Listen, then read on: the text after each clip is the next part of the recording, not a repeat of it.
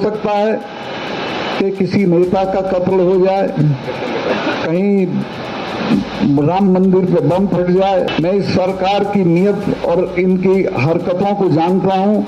ये कुछ नहीं करेंगे, इनको किसी से मोहब्बत नहीं है। सारा राजस्थान घूम रहा हूँ, किसान लोग कह रहे हैं कि आ जाने दो अब के। राजस्थान तो मोदी जी भी गए थे, डब्बा गुल कर आए वहाँ पर फिर से जो अपने भाषण में। मोदी जी की मीटिंग में 20,000 लोग भी नहीं थे। कई एक स्पीचेस हैं जिनमें वो कहते हैं कि जब वोट डालने जाओ तो पुलवामा के शहीदों को याद रखना।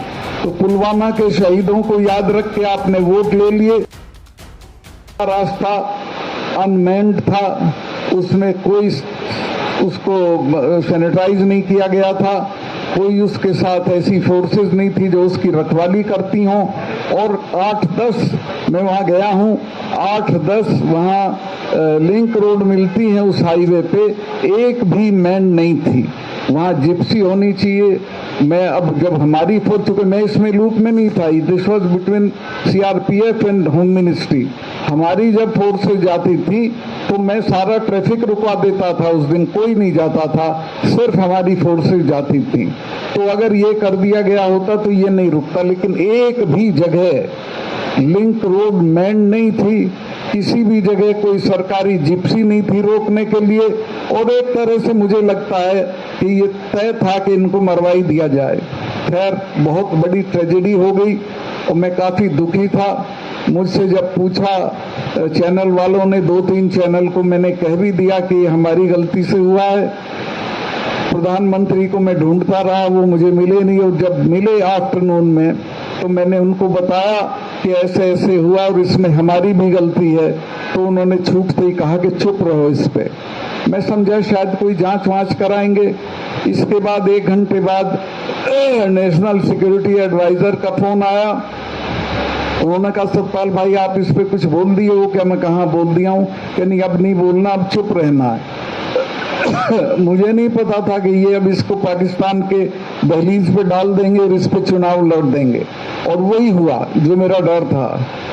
3 दिन बाद उन्होंने इसको चुनाव का मुद्दा बना दिया और इसी पे चुनाव लड़ा। उनकी कई एक स्पीचेस हैं जिनमें वो कहते हैं कि जब वोट डालने जाओ तो पुलवामा के शहीदों को याद रखना। तो पुलवामा के शहीदों को याद रख के आपने वोट ले लिए और आज तक पुलवामा के शहीदों की जो इंक्वायरी आज तक नहीं हुई है। और मैं आपको एक बात और बताता चलूं, इसमें अब भी इंक्वायरी नहीं होगी। फिरोज भाई, इंक्वायरी के बजाय आप और मैं, हम लोगों के ऊपर मुकदमे दर्ज होंगे।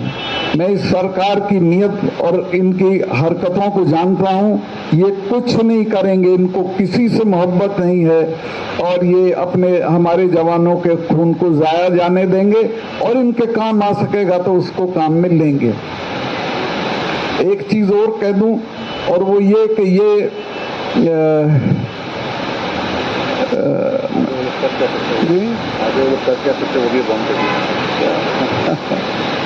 और एक ये भी हो सकता है कि किसी नेता का कत्ल हो जाए, कहीं राम मंदिर पे बम फट जाए। इस तरह की हरकतें भी हो सकती हैं। चूंकि चुनाव के पहले इस तरह की हरकतें कराने के ये आदी हैं, तो आपको लोगों को सावधान करना पड़ेगा और खुद सावधान रहना पड़ेगा।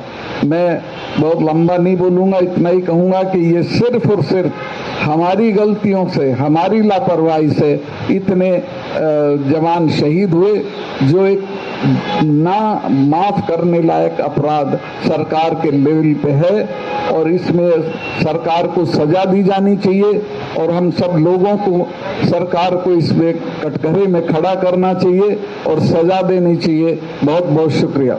देखिए, आज हमारे साथ जो है पूर्व गवर्नर जम्मू कश्मीर के सत्यपाल मलिक जी से आज हम बातचीत करेंगे। पहले भी बातचीत करी है, पर आज जो मुद्दा है वो पुलवामा का कुछ खुलासा यहाँ पर बड़ा किया गया है। अब उस खुलासे से आपने स्पीच दी, बेहद दमदार स्पीच थी। जितने भी खुलासे आपने किए उसमें एक सवाल ये उमड़ रहा है कि जिस तरीके से एक पत्रकार ने प्रश्न किया था कि आप इतने सालों से चुप थे, उनको नॉलेज नहीं है। पर जिस लेवल पर आज प्रेस कॉन्फ्रेंस हो रही है, जिस लेवल पर आज सवाल किए जा रहे हैं पुलवामा को लेकर, अगर उसी लेवल पर वहाँ मैं उसी दिन से कर रहा हूँ। मैंने चैनल को बोल दिया था उसी दिन जिस दिन ये हुआ था, 2 चैनल को, कि ये हमारी गलती से हुआ। इसके बाद प्रधानमंत्री ने मुझे कहा कि नहीं आप अब चुप रहिए। मैं समझा ये जांच कराएंगे, जांच इन्होंने कराई नहीं। और किसानों के मुद्दे पे भी मैं जब गवर्नर था खुल के बोलता था।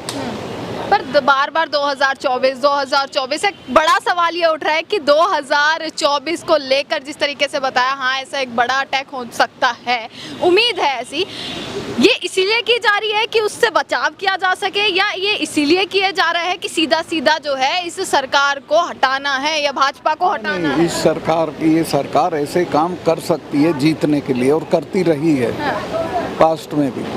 पर जनता तो कहती है सर विकास के डंके बज रहे हैं, ये वो यशस्वी प्रधानमंत्री बताती है। हम भी यही हैं, आप भी यही हैं, आपको पता चल जाएगा कि जनता कितना कहती है। मैं सारा राजस्थान घूम रहा हूँ, किसान लोग कह रहे हैं कि आ जाने दो अब के। राजस्थान तो मोदी जी भी गए थे, डब्बा गुल कर आए हैं वहाँ पर फिर से अपने भाषण में। मोदी जी की मीटिंग में 20,000 लोग भी नहीं थे। हाँ। फिर भी उन्होंने दावे से कह दिया। अरे वो तो कुछ भी कह सर आप सकते कुछ हैं। भी लीजिए, 50 तक का राज अपना बता दिया उन्होंने। मतलब गड़बड़ कहाँ से है, फिर किस साइड से गड़बड़ नजर आ रही है कि अगर इतने ओवर कॉन्फिडेंस से अगर पूरी पार्टी ये कह सकती है कि हाँ भाई राज हमारा है पूरा का पूरा, कोई कितना भी दम लगा लीजिए कुछ नहीं हो सकता। अच्छा है ना, लोग सावधान हो जाएंगे और हराएंगे इनको। अच्छा अच्छा, आपने सवाल उठाया, आपके ऊपर ईडी सीबीआई के छापे पड़ गए, पूरा विपक्ष इस टाइम ईडी सीबीआई, मतलब सारे दूध के धुले भाजपा पार्टी में, अब तक उनमें से किसी के पास ईडी सीबीआई नहीं। मेरे पास अभी ईडी सीबीआई नहीं, सीबीआई आई है, ईडी नहीं आई। हाँ, ईडी नहीं आई। मतलब देखिए ना, भाजपा में किसी के घर ईडी सीबीआई तक नहीं पहुंची है। अब ये देखिए कि कितने यशस्वी लोग भाजपा में हैं। चलो छोड़ो अब इसको, ठीक है बेटे, जीते रहो जी।